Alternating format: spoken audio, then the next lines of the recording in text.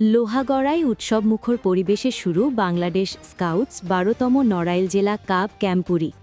নড়াইলের লোহাগড়া সরকারি পাইলট উচ্চ বিদ্যালয় প্রাঙ্গণে উৎসবমুখর পরিবেশে শুরু হয়েছে ৫ দিনব্যাপী বাংলাদেশ স্কাউটস ১২তম নড়াইল জেলা কাব ক্যাম্পুরি।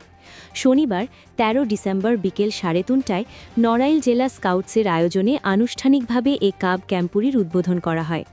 উদ্বোধনী অনুষ্ঠানে প্রধান অতিথি ও অন্যান্য অতিথিদের স্কাউট স্কার্ফ পরিয়ে সম্মান জানানো হয়।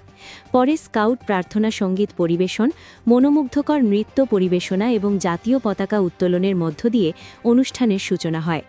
এ সময় শিক্ষার্থীরা মাঠ জুড়ে বৃহৎ বৃত্তাকারে দাঁড়িয়ে অতিথিদের সম্মান প্রদর্শন করে।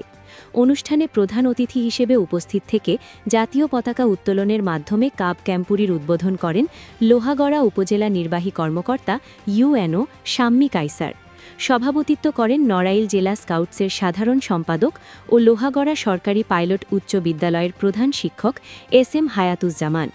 বিশেষ অতিথি হিসেবে উপস্থিত ছিলেন লোহাগড়া থানার অফিসার ইনচার্জ আব্দুর রহমান, বাঁকা সরকারি প্রাথমিক বিদ্যালয়ের প্রধান শিক্ষক মোহাম্মদ আব্দুল হান্নান, প্রধান শিক্ষক মোহাম্মদ কামরুল ইসলাম, লোহাগড়া পৌরসভা বিএনপির সাংগঠনিক সম্পাদক সাইফুল্লাহ মামুন সহ অন্যান্য গণ্যমান্য ব্যক্তিবর্গ।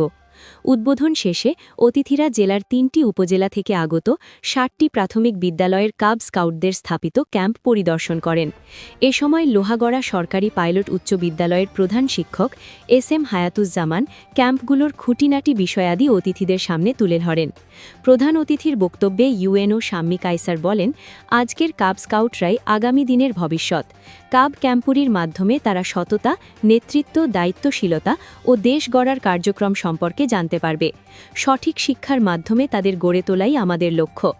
আয়োজকরা জানান, ৫ দিন ব্যাপী এই কাব ক্যাম্পুরিতে নড়াইল জেলার ৬০টি প্রাথমিক বিদ্যালয় থেকে কাব স্কাউট, ইউনিট লিডার, স্বয়ংসেবক ও কর্মকর্তা সহ মোট ৫ শতাধিক ক্যাম্পুরি অংশগ্রহণ করেছে। আগামী ১৫ ডিসেম্বর ক্যাম্প ফায়ার অনুষ্ঠানের মধ্য দিয়ে এ আয়োজনের সমাপ্তি ঘটবে।